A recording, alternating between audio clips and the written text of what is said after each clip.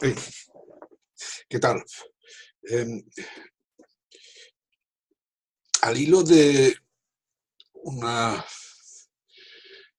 unas reflexiones sobre las prácticas colaborativas y dialógicas que grabé hace un año más o menos y que ayer eh, enlacé en Facebook, una amiga mía mexicana, Lourdes, me plantea una serie de cuestiones en relación a lo que yo manifestaba en ese vídeo y que mantengo.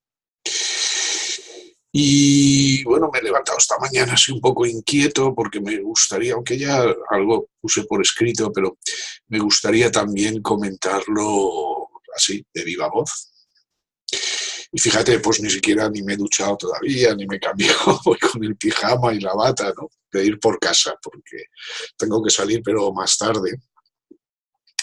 Y digo, si ya me pongo a hacer mis quehaceres diarios, tanto aquí en mi despacho como bueno, pues fuera, en la calle, ¿no? La compra y todas estas cosas, pues luego ya se me pasa porque son tantas las cosas que quiero hacer que no siempre las hago, ¿no? Entonces, bueno, perdona por mi, mi, aspecto, ¿no? De casero, pero bueno, no pasa nada, hay confianza. Las tres cuestiones a que hacía referencia Lourdes son muy importantes, ¿no?, para las prácticas colaborativas y dialógicas. Y voy a ser breve. Eh, eh, hace referencia, me he tomado nota aquí, al asunto del poder, ¿verdad?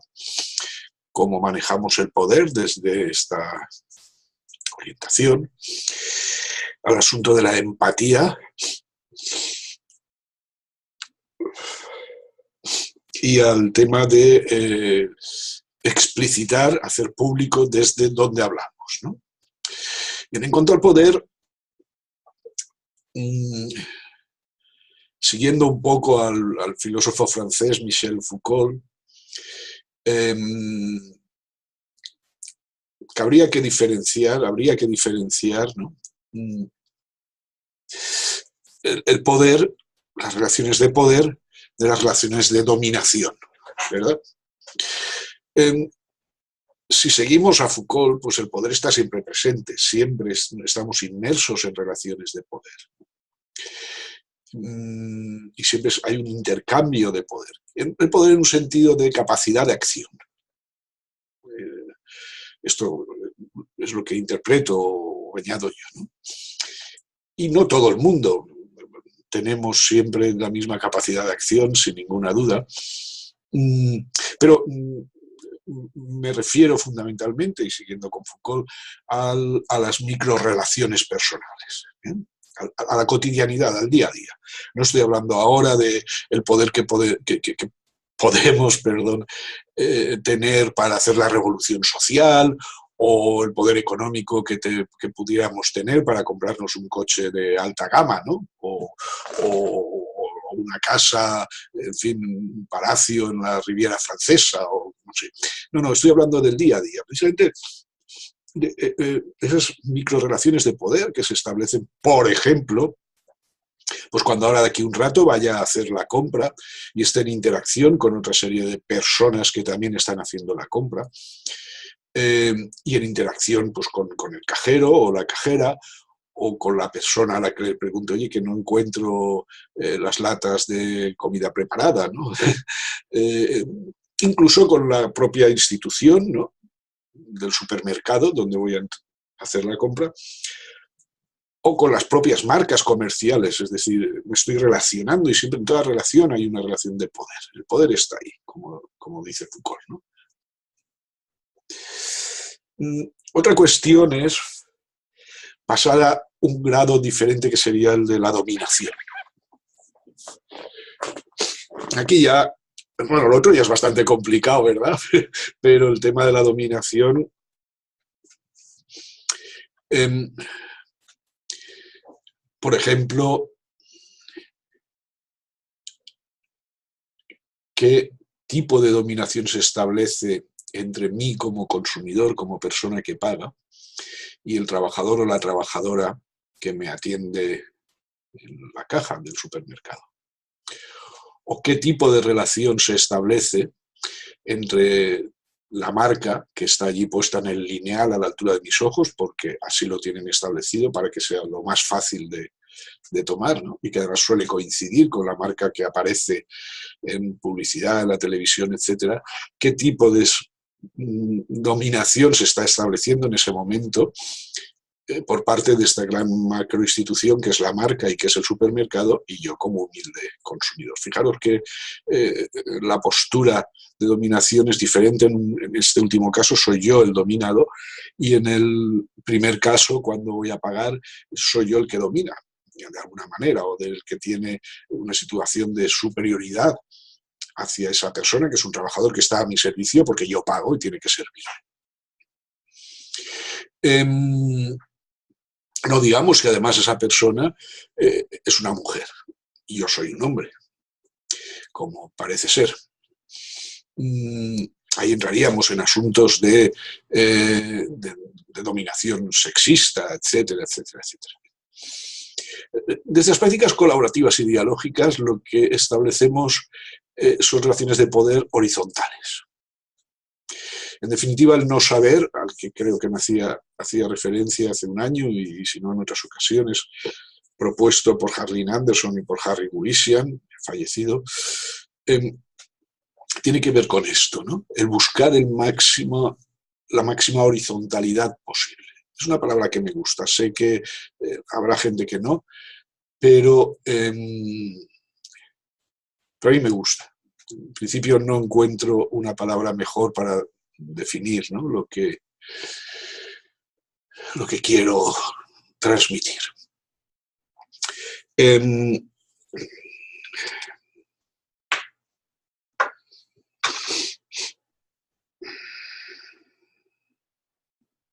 Bueno, esa es un poco la idea, ¿no?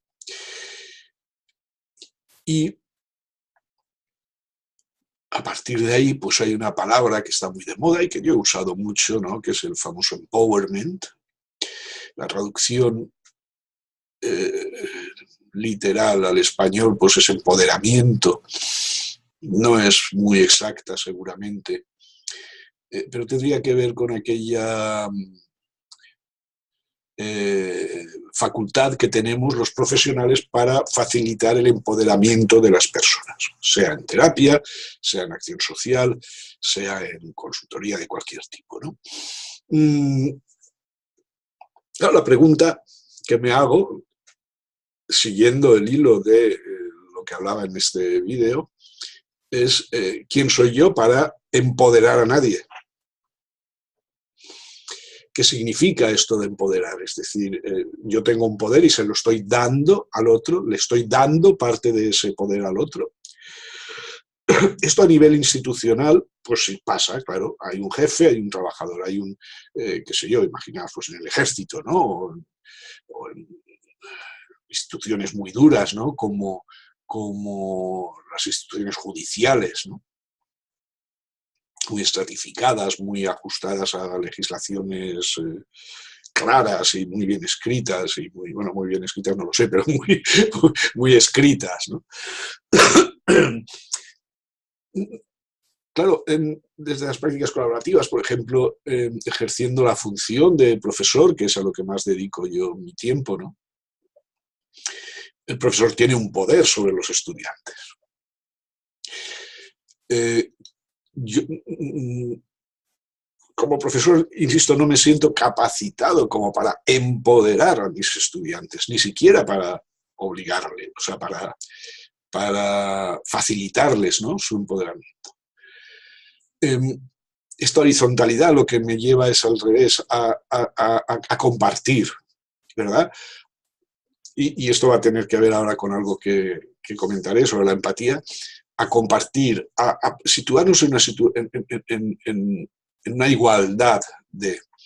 Claro, he de seguir unos esquemas, he de seguir unos programas, he de seguir unos ciertos protocolos, ¿no? Especialmente si estoy dando clase pues en instituciones potentes como es una universidad o una institución de posgrado, de magíster, etcétera. Sí, pero y aquí vendría la tercera cuestión, si soy capaz de transmitir y de dialogar con mis estudiantes desde dónde estoy hablando y cómo estoy situándome en esa situación de poder, digamos que los efectos de la dominación que necesariamente van asociados a mi estatus como profesor, y sobre todo, repito, en una institución potente, una institución ¿no? académica,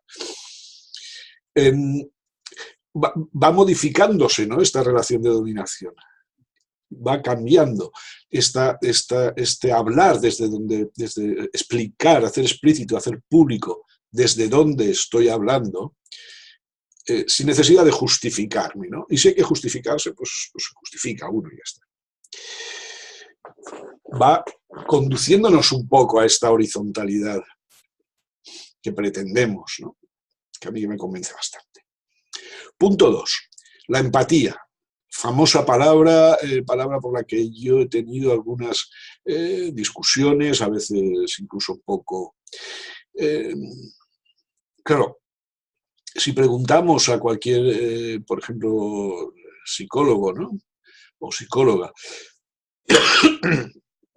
y especialmente, por ejemplo, en terapia, ¿no? Esto está muy extendido. ¿Cuál sería la capacidad fundamental de un buen psicoterapeuta, por ejemplo? Seguramente el 90% de las personas, en primer lugar, pondrán la empatía. La empatía, en definitiva, es la capacidad de ponerse en los zapatos del otro. Esto, desde el punto de vista de las prácticas colaborativas y dialógicas, es imposible, tal y como explicaba en el vídeo, porque los zapatos del otro no son como los míos. Y es una metáfora, ¿no? Yendo a la realidad, que también es una metáfora siempre, pero lo dejamos para otro momento, esta discusión. Si soy incapaz, como argumenté de alguna manera, de conocer toda la vida del otro, seguramente soy absolutamente incapaz de ponerme a su lado, de ponerme en su lugar, ¿no?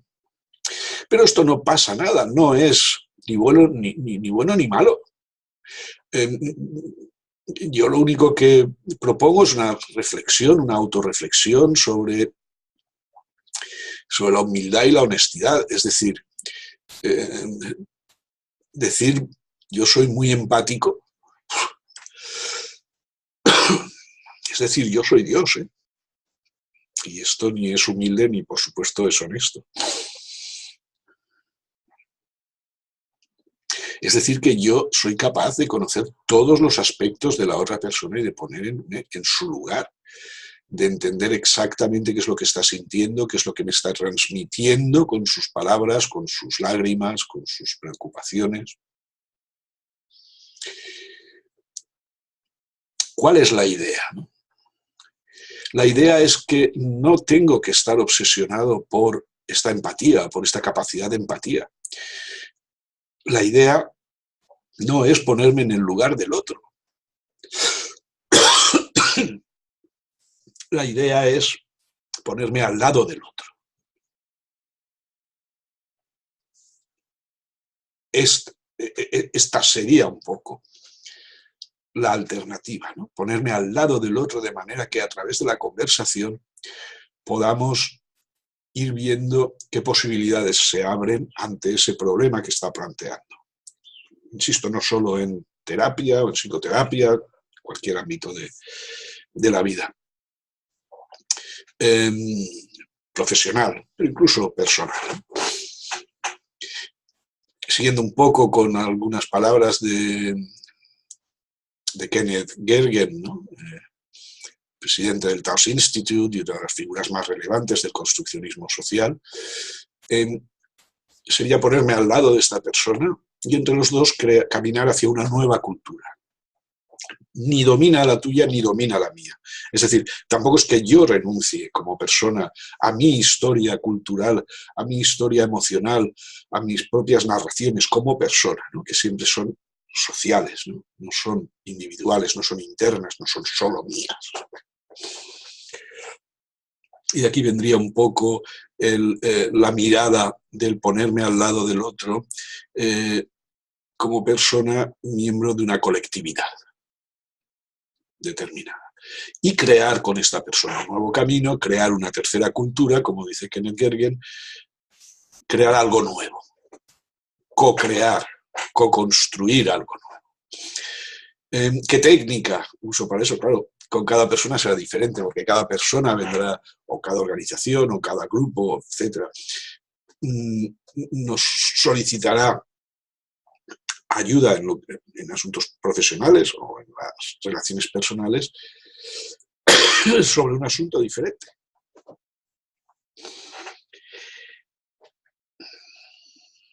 Y tercer tema, y como veis, todos están bastante relacionados y habría muchísimos más temas, ¿no?, que hablar, pero bueno, es materialmente imposible porque además ya me he de ir pensando en meterme en la ducha y ponerme un poquito más guapo, más aseado por lo menos, ¿no? ¿Desde dónde hablo, no? Hacer público dónde me estoy situando. Lourdes preguntaba, pero bueno, esto debe de ser solo en el ámbito profesional o en el ámbito teórico, mejor dicho, ¿no? Es decir, yo me sitúo, por ejemplo, en una teoría social determinada, ¿no?, en el marxismo, por ejemplo, ¿no? O es algo que se puede hacer o que se deba hacer, aunque la palabra deber no tiene nada que ver, como podéis imaginar, con todo lo que estoy comentando, en cualquier ámbito de la vida, ¿no? Bueno, yo a este lugar, a este respecto, trato de ser muy cuidadoso con las personas que estudian conmigo, porque cuando decimos parece que es provechoso, ¿no?, hacer público desde donde estamos hablando, pues bueno, eso tampoco quiere decir que vayas por la calle con una camiseta, ¿no?, que ponga soy ateo, ¿no? o soy, bueno, tampoco está prohibido, ¿eh?, o soy gay, o soy un machote ibérico, ¿no?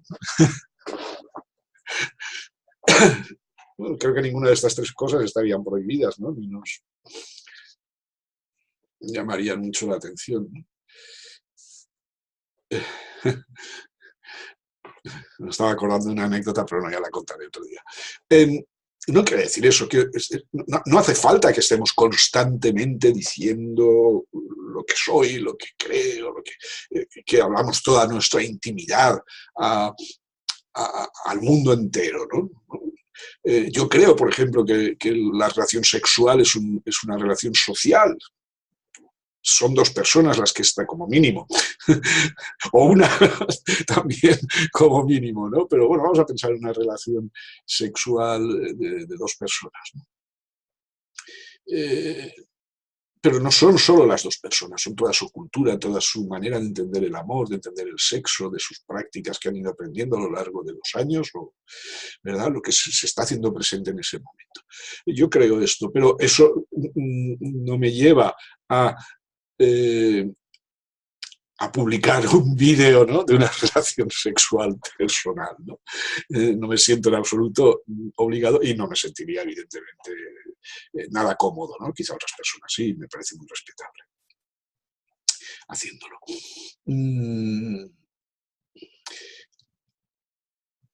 ¿Dónde está entonces el límite de ese explicar desde dónde estoy hablando o hacer público desde dónde estoy hablando? Bueno, seguramente no hay límite, probablemente los que marquen la ley, ¿no? No sé.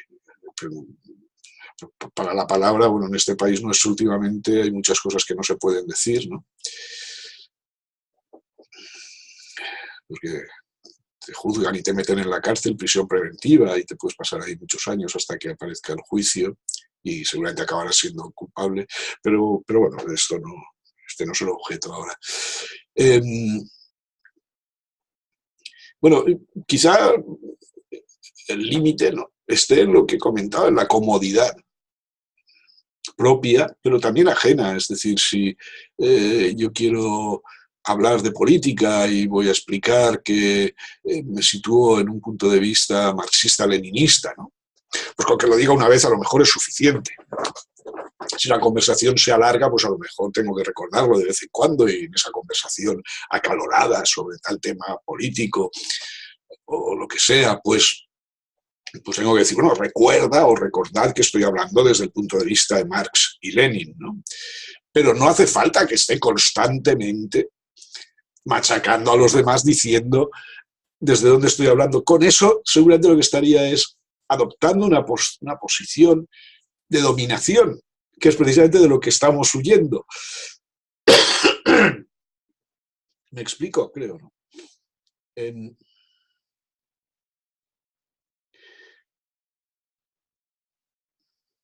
Bien, nada, solo quería hacer estas